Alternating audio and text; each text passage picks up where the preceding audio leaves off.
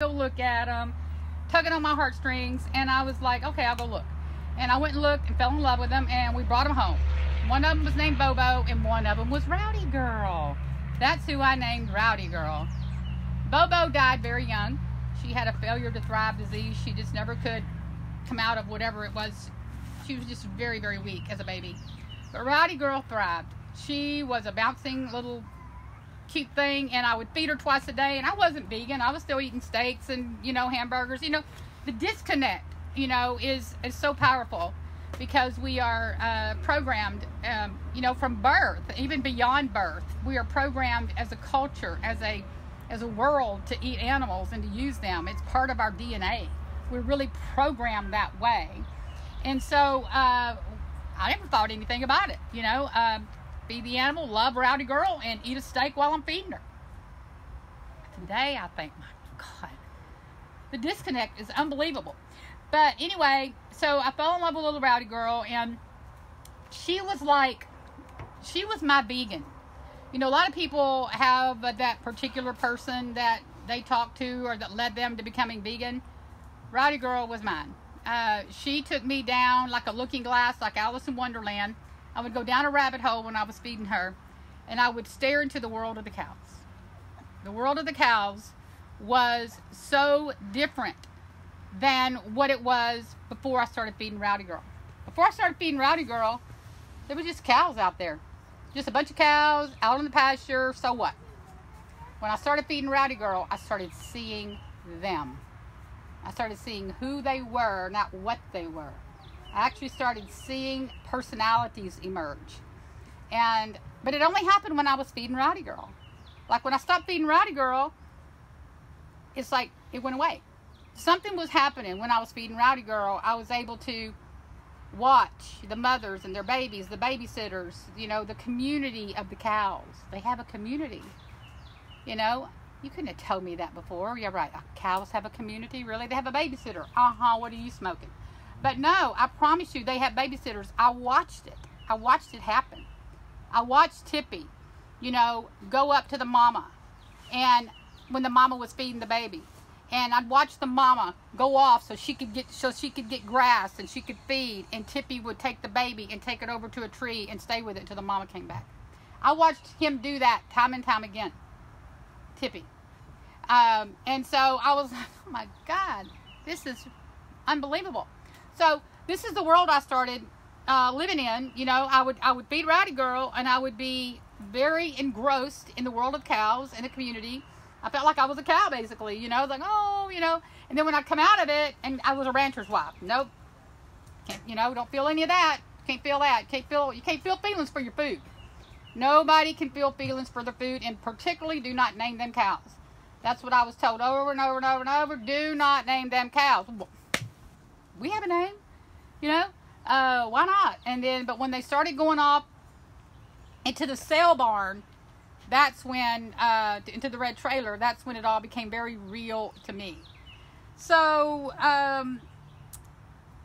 so what happened was, first time the red trailer went out of here, I was helping them at first, I was trying to be, a good rancher's wife, do the right thing, help out. Robert, your friend that just passed away, I would go out there and I would ask him what he was doing and how I could help and all that. But then I started noticing that they would feed up these little babies into the red trailer to trap them. I was watching how they did that. They put this chain over it, and, they would actually make it to where only the babies could get in. They put the food down there in the red trailer for the babies, and only the babies could go through underneath that chain. And whenever there was 6 or 7 of them trapped, it took a couple days usually, for them to get familiar enough with the idea of going in there, for them to all be trapped in there. And then the gate would slam shut, and the trailer would be off, and the mamas would be following that trailer. The babies would be trying to get out, and the trailer would go up the road. The mamas would turn with it all the way up that fence line and go all the way down as far as they could go, crying. And it broke me. That was when I was first broke. It was like something in me shattered. I was not prepared for the emotional backlash of that. It was like I was in an altered state when that happened. I just broke. You know, the cows were crying. I was crying, you know, and Tommy was telling me I needed to straighten up, you know, and I had to be strong, and this is the way it was, and, you know, this is the way it's always been done. And I was like, oh, you know, anyway, I can't even describe to you the way it made me feel. It was so horrible. So this happened every 6 or 7 months, you know, and so every time it would happen, it would get worse. My feelings about it grew stronger. I still wasn't vegan, but my feelings about what we were doing grew stronger. And that's when I started talking about the humane meat. Okay, let's try humane meat. Okay, and so yeah, and so I was thinking I was being so good. We got us a little local dairy guy, you know, we had our own milkman. He would bring us our milk from the local dairy up the road.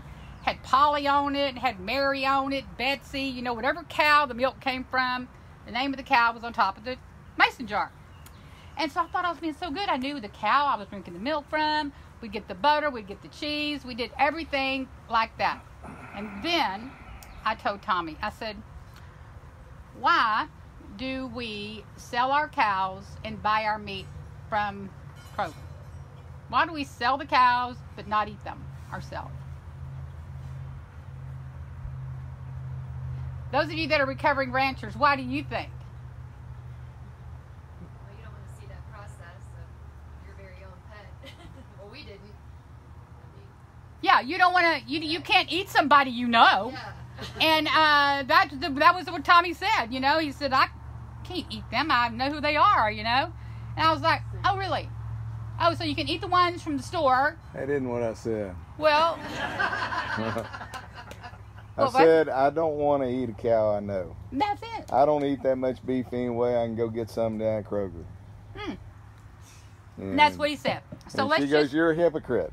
Yeah, he was a hypocrite. So I told him basically then we're going to go ahead and butcher one of our own. And who would it be? I was manning up. He was like, what? You know, and I was like, no, if we're going to do this, we're going to slaughter one of our own animals, and we're going to, I know a guy that will get some people together, and they'll go in with us on it, and so that we'll get slaughtered here local, and they'll go in with us, and we'll split the meat. Well, that never happened, but I pushed him to the point. I mean, he was sweating over this. It was like, which one's it going to be? And he was like, well, you know, I'm not going to eat any of it, but if I had to pick one, it would be Broke Leg. And Broke Leg is now Lucky, but Broke Leg... He got lucky twice. He escaped February 2014. The last time I sold calves, he got out and he hurt his back leg getting out of the back of the red trailer there. And so he was lucky then, and then he got lucky again. Yeah, lucky again because he didn't get slaughtered. And you know, Broke Leg has never had a problem with that broke leg, whatever it was. It wasn't really a broke leg. No, he still has a problem with his back right leg. Well, I have a problem with my knee and my back, but you know you don't slaughter me because of it, right? I mean, you ain't going to slaughter. Oh, he's doing okay. He does just fine. He didn't need to be slaughtered because he had a bump he's leg. He's a steer now. He's all right. But it's so funny how we think, you know, like, yeah, let's pick that one because he's got a bad leg. You know, today I would think that's absolutely ludicrous. But back then, you know, that was Tommy's reasoning. And I used that not on purpose, but subconsciously as a way to drive my husband into a consciousness about what we were doing. Because I was being very conscious. Even though I wasn't vegan, I was feeling it, you know. And so, on October 31st, 2014 is the day I went vegan. And it happened as a result of the red trailer going out of here several times. And I couldn't bear it. It became worse and worse. And as a result, I started doing research. And when I started doing research, especially when I was looking into the humane meat, okay, I started doing my research. And then I started stumbling on all these slaughterhouse videos. And I didn't just stumble on them. I watched. For the first time ever, I started watching. Nobody, you know, who spends their time watching slaughterhouse videos? Well, guess what? Yeah. I have spent I don't know how many hours just absorbing myself in what takes place in the slaughterhouse industry. I had to. I watched as much. I mean, I saturated myself to the point to where Tommy thought I was going to go insane, and I did too, because I would cry and cry and cry, and I was so mad at everybody. I was mad at my mama. I was mad at the government. I was mad at news media. I was mad at, everybody, the stores, for, everybody. I was mad at everybody for teaching us that it was okay to eat animals. How could they do that?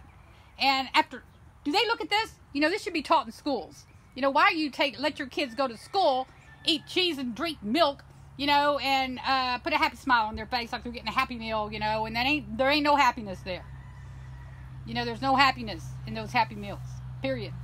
And we're just programmed. We believe lies and we eat it up.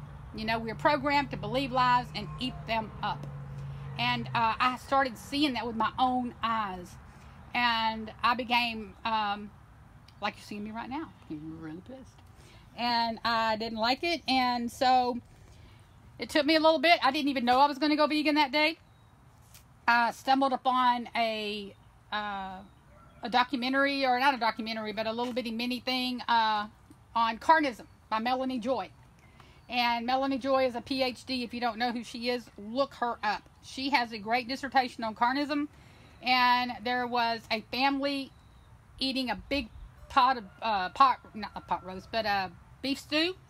And they were loving the beef stew, loving it, eating it up. And when somebody says, well, what's the recipe? And the lady says, well, you start off with a pound of very young golden retriever. Well, everybody stopped eating. Right in mid-bite. Oh my God, they're eating a puppy. Really, I don't think I can eat a baby puppy. They put their fork down, and, everybody's like sick. And then she says, just kidding, it's really a cow. And they're like, wow, they still couldn't eat. The memory and the idea, suddenly that was enough to jolt the consciousness from the idea that now they're eating a puppy. Well, guess what?